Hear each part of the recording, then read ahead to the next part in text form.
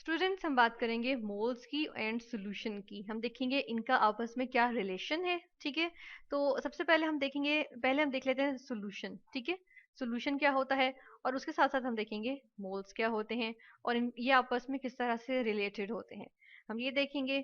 इसके लिए हम देखते हैं कि मोल्स क्या होते हैं। मोल्स को हम कहते हैं कि हमारे पास अमाउंट को मेजर करने के दो तरीके होते हैं। ठीक है, हम जब एटम्स की बात करते हैं, हम एटम्स की बात करते हैं, ये फॉर्मूला यूनिट्स की बात करते हैं, जो कंपाउंड के डिफरेंट यूनिट्स होते हैं, तो हम उसमें किसकी बात करते हैं, हम जो है वो अमाउंट की जब बात करते हैं तो हम अब एटम्स को गिन तो नहीं सकते। ठीक है, लाइक मेरे पास छोटा सा टुकड़ा मौजूद हो, अगर ये मेरे पास किसी चीज का टुकड़ा मौजूद है, इसमें कितने एटम्स हैं मुझे तो नहीं पता चलेगा। ठीक है ना, ऐसे तो नहीं मैं कह सकती इसमें 2 एटम्स है, 3 एटम्स है, 10 एटम्स है, 1000 एटम्स है। ठीक है, तो हम कहते हैं कि जो हम अमाउंट किसी किसी चीज की बहुत स्मॉल अमाउंट को हम मेजर कर रहे होते हैं, ठीक है ना, यूजली स्मॉल अमाउंट्स में जब हम मेजर कर रहे होते हैं, तो हम जो है वो उसको किस में लेते हैं, या तो हम जो है वो मोल्स में ले लेते हैं। ठीक है, और दूसरा तरीका हमारे पास क्या होता है, हम मैस में ले लेते हैं। ठीक है, अब मोल्स क्या है, अमाउंट को मेजर करने का एक यूनिट आ जाता है। ठीक है, मोल्स किस तरह से होता है हम ये भी देखेंगे, और हम ये देखते हैं कि मैस क्या होता है, यानी किसी भी ऑब्जेक्ट में, किसी बॉडी में कितना मैटर मौजूद है उसको हम कह देते हैं मैस। ठीक है, उसका मैस आ जाता है। मोल्स को हम देख लेते हैं, मोल्स क्या होते हैं। मोल्स के लिए हम कहते हैं कि मोल्स निकालने के लिए हमें एक इसका फॉर्मूला देखना पड़ता है कि हम कहते हैं कितने मोल्स मौजूद हैं। अगर हम कहें कि जी ये मेरे पास जो है वो छोटा सा जो एक टुकड़ा है किसी चीज का, तो इसके अंदर कितने मोल्स हैं, ठीक है, कितने मोल्स इसकी अमाउंट है, तो हम उसके लिए देखते हैं नंबर ऑफ मोल्स। ठीक है, इज इक्वल टू क्या आ जाता है आगे, आगे हम लिखते हैं कि मैस। ठीक है, मैस, अब देखिए मैस की यूनिट भी आ गया। ठीक है, उससे हम देखते हैं और डिवाइड करते हैं किससे, कि अगर हमारे पास 1 मोल उसी सब्सटेंस का मौजूद होगा तो उसका कितना मैस होगा, उससे डिवाइड करते हैं, यानी कि मोलर मैस उसे कहते हैं, कि एक सब्सटेंस का मैस कितना होगा 1 मोल में, उसको मोलर मैस कहते हैं। जबकि दूसरा इसको हम डिनोमिनेटर में रखते हैं, और जो सिंपल मैथ है ग्राम्स में हम लेते हैं यूजुअली। ठीक है, उसको जो है वो हम कहाँ रखते हैं, न्यूमरेटर में रखते हैं। ठीक है, और इसको जो है जब हम करते हैं तो ये हमारे पास नंबर ऑफ मोल्स आ जाते हैं। ठीक है, तो इस तरह हमें हासिल होता है कि इस सब्सटेंस में कितने नंबर ऑफ मोल्स होंगे। ठीक है, तो वो अमाउंट मेजर हो जाएगी। नेक्स्ट है सोल्यूशन। सोल्यूशन हम देख लेते हैं, सोल्यूशन को हम कहते हैं कि ये क्या होता है, ये जो है वो बाइनरी मिक्सचर होता है। ठीक है, इसको कहते हैं बाइनरी मिक्सचर। ठीक है, बाइनरी को हम थोड़ा सा क्लियर करके लिखते हैं, बाइनरी, BINARY। बाइनरी क्या होता है, यानी जिसमें एटलीस्ट जिसमें दो चीजें इन्वॉल्व होती हैं उनको हम बाइनरी कहते हैं। ठीक है, यानी जब इसमें जब किसी चीज की दो मिक्सचर, मतलब मिक्सचर जिससे यानी कि चीजें मिक्स हुई हुई होती हैं। ठीक है, तो जब दो चीजें मिक्स हुई हुई होंगी उनको जो है वो हम बाइनरी मिक्सचर कहते हैं। और लिक्विड्स होंगे यूजुअली तो वो सॉल्यूशन बनाते हैं, या लिक्विड्स, हम यूजुअली सॉल्यूशन जो है वो लिक्विड्स की बात करते हैं। ठीक है, तो हम देखते हैं इस मिक्सचर में, हमने कहा बाइनरी है यानी कि दो कंपोनेंट्स होते हैं, तो कौन कौन से दो कंपोनेंट्स होते हैं। नंबर वन जो कंपोनेंट होता है वो स्मॉल अमाउंट में हमारे पास प्रेजेंट होता है इस मिक्सचर में, वो होता है सोल्यूट। ठीक है, और जो दूसरा होता है हमारे पास अमाउंट, वो जो है वो हमारे पास बहुत लार्ज क्वांटिटी में होती है, उसको हम कहते हैं सॉल्वेंट। ठीक है, इसीलिए हमने सॉल्वेंट को इतना बड़े फॉन्ट में लिखा है कि ये बहुत लार्ज क्वांटिटी में मौजूद होता है, और सोल्यूट जो है वो हमारे पास स्मॉल क्वांटिटी में। जिस तरह अगर हम जो है वो ग्लास में पानी लें, ठीक है, और उसके अंदर चीनी घोल लें, ठीक है ना, तो चीनी हम पानी से ज्यादा तो नहीं लेंगे ना, ठीक है, कम लेंगे, तो वो जो मिक्सचर बन जाएगा एक सोल्यूशन बन जाएगा, शुगर का सोल्यूशन बन जाएगा। तो जो शुगर होगी उसमें वो सोल्यूट होगी, और सॉल्वेंट क्या होगा, जो पानी होगा वो सॉल्वेंट होगा। ठीक है, नेक्स्ट हम बात कर लेते हैं कि अब हम कितना सोल्यूट डाल रहे हैं सॉल्वेंट में। ठीक है, लेट सपोज मैंने 1 लीटर सॉल्वेंट ले लिया, ठीक है, 1 लीटर पानी ले लिया, उसमें मैंने 1 चमचा अगर चीनी डिसॉल्व कर ली, ठीक है, तो यानी कि 1 चमचा जो है वो 1 लीटर पानी में डिसॉल्व है। ठीक है, हम इस तरह से कहेंगे। ठीक है, ये सोल्यूशन होता है।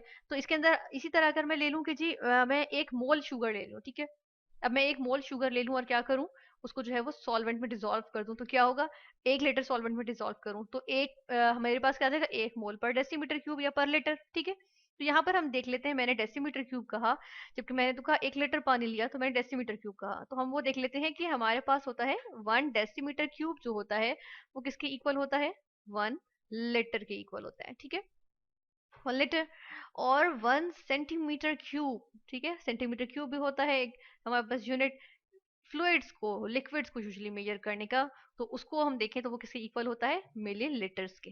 ठीक है, ये हमारे पास जो है वो एक हमें पता चल गया कि एक नॉलेज के जो है 1 डेसीमीटर क्यूब जो होता है वो 1 लीटर के इक्वल होता है, और 1 सेंटीमीटर क्यूब 1 मिलीलीटर। अब मिलीलीटर क्या होता है या लीटर क्या होता है, जिस तरह हम डिफरेंट जो है वो कोल्ड ड्रिंक्स की बॉटल्स पे देखते हैं कि हमारे पास लिखा होता है 100 मिलीलीटर्स, 250 मिलीलीटर्स, ml लिखा होता है, ठीक है। ml मतलब मिलीलीटर्स, ठीक है। तो वो लिक्विड को या फ्लूइड्स को, जो फ्लो करने वाले जो है यानी कि गैसेस या लिक्विड्स, उनको मेजर करने का यूनिट आ जाता है, ठीक है। वॉल्यूम को मेजर करने का इनफैक्ट यूनिट होता है, यानी कि जितने वो स्पेस ऑक्यूपाई कर रहे हैं गिवन जगह पे, ठीक है। गिवन स्पेस में कितनी स्पेस वो ऑक्यूपाई करें।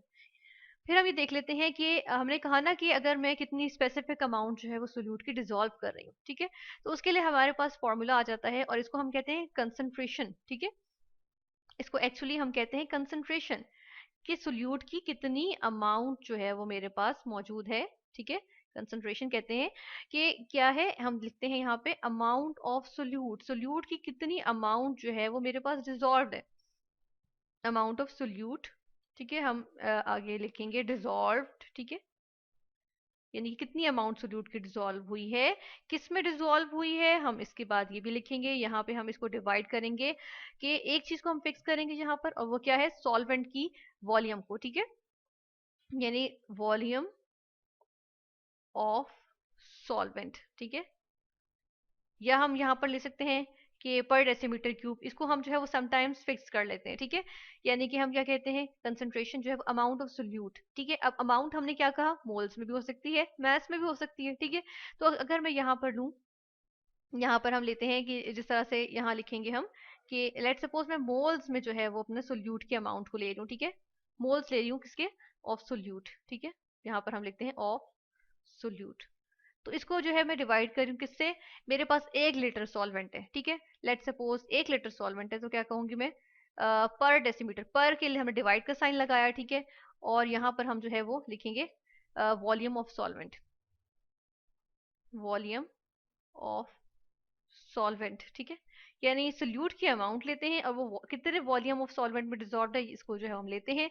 तो इसके अगर हम यूनिट्स देखें कि इसके यूनिट्स एक्चुअली क्या आएंगे, यहाँ पर हम देखते हैं कि जी मोल्स ऑफ सोल्यूट, इसके तो यूनिट मोल्स ही होता है, MOL भी लिखते हैं, MOLE भी लिख सकते हैं, ठीक है, दोनों होते हैं।